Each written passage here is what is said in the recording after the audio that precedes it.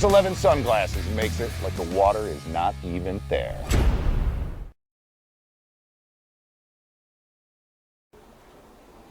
Hey, we're here with Michigan Outdoor News up here at DNR Sports Center in Kalamazoo, Michigan. I'm Jonathan Van Dam, Bassmaster Elite Series Pro. Just got my new Nitro Z21 rig set up, ready to go for the season. So jump in with me. I'm going to give you a tour and show you what we got set up.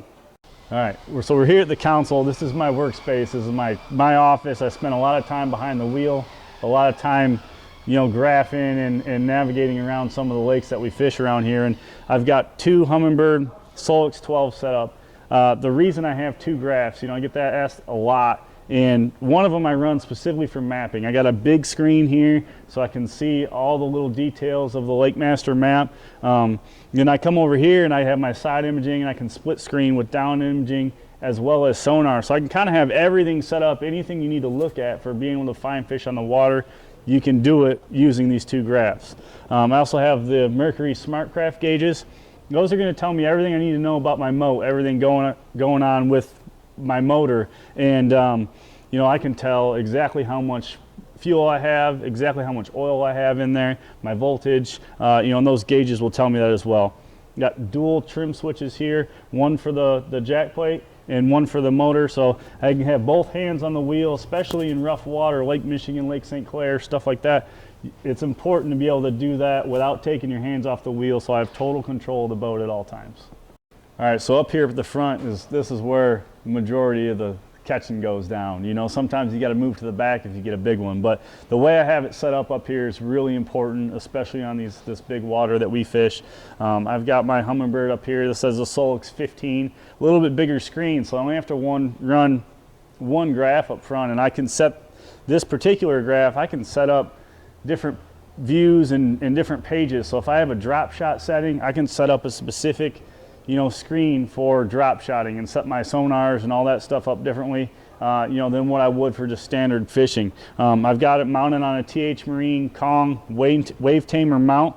The big importance about that is I got 3 screws on the sides, and they're drilled all the way through, and I have this thing hard bolted, so it's not going anywhere. With a big graph up front, when the waves and stuff that we run into up here, it's really important to have your stuff beefed up, and that's what you get out of this wave tamer mount.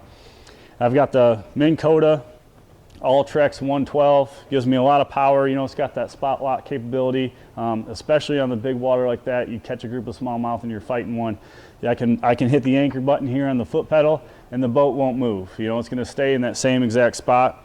I've got the 360 imaging up here, which is again important in our part of the country for 2 reasons. One of them is seeing the structure. I can see a rock or a boulder or something before I actually get to it and be able to make that cast up ahead, and so I'm not running over some of the structure that I want to fish, and I can see if I missed something to the left, I can still see it using the 360.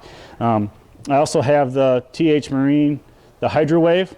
I've got the KVD Hydrowave. So the reason I have the KVD one compared to the standard H2 there's some different sounds in there that, especially for our area, there's some more brim, bluegill type of sounds, active pads. There's a deep water grass sound in there as well, which especially in our lakes around here, when that grass grows out to 10, 14 foot, it really helps. You can get on that deep edge and, kind of really make the area that you're fishing, the activity levels pick up. All right, so some of the standard features of my Nitro Z21, and it's really important to me because it's where I make my living, and being organized is key. And Nitro has their compartments and everything laid out, so I'm able to stay as efficient as possible.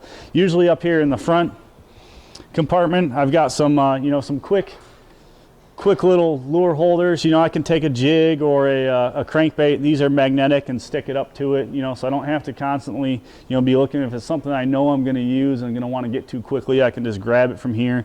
I usually store my rain suits, life jackets. Every once in a while, just some plastics or something I might be using a lot of. Stuff like that up here in the front. It's got a dry box, it's got a fan system that goes throughout the compartment, so if it does get a little damp in there, you can turn the fan on and dry everything out. As you come back into here, I've got 2 tackle dividers. This is where I'm going to put my tackle boxes. You know, I'm going to have all my hard baits and everything stacked up in here. And you know, again, it's going to be dry. It's got the channels in here to be able to drain real easily, so you're not going to have any issue with water getting in there. And then we've got just some tool holders and stuff on the side here as well. In this rod locker, I usually put all my bait casting setups, all those, you know, combos and stuff like that. It's got the divider in there, so I can lay them all in there nice and easy. They've got, you know, little holders in there that are kind of like a little plastic pressure holder. So those rods, when you slide them into those slots, they're not going to slide around, they're not going to bang around or move. They're going to be locked in there, which is really important, especially in big water like we fish. You know, inside this rod locker, usually I'll put some spinning rods. I've got some safety equipment like some flares, you know, fire extinguisher, stuff like that is all going to be in this rod box. All right, so we get back here to the back deck. Obviously, we got our live wells here. The great thing about these live wells is they're rotomolded, just like a Yeti. So they've got tons of insulation. They're going to keep that water good. It's got a great recirculation system. You know, keep those fish alive, which was obviously very important for us as fishermen. And got these boxes here. Something a little bit different this year. You know, in previous years, these boxes have flipped open this way. They changed that, so they slide over like this now, so you can access them from outside the boat, which was something, especially when you're doing tackle or rigging or something like that, you wanted to be able to do that. The boxes are all removable, so you can pull them out. It's got a post on the inside here, so I can put my spare prop, lock it down in there. It's not going to go anywhere. I usually store my tools, call system and stuff like that in the back. I've got that new T&H Marine conservation call clips this year, which is great because you're not poking a hole in a fish's mouth anymore. You know, it clips on their lip. It's really secure, and you know, you don't have to worry about, you know, it hurting the fish or injuring it or anything like that. So I've got another box on this side that is very similar. I'll put my plastics in there. Usually I'll put them in like 1 gallon Ziploc bags, and I'll have one for drop shots, one for craw baits, one for creature baits, and I leave them in the individual packages and just put them in the Ziploc so I can grab them, and if I got something I'm really catching them on, you know, I can put that package of Strike King lures right in my pocket, you know, and just take it right back up to the front deck. So it's nice to have them in the individual packages still, and I'm still able to do that with that compartment. All right, so we get back here to the back of the boat. You know, this is what powers everything, what makes it all go. I've got my Mercury 250 Pro XS on here. I run a Fury 4-blade prop.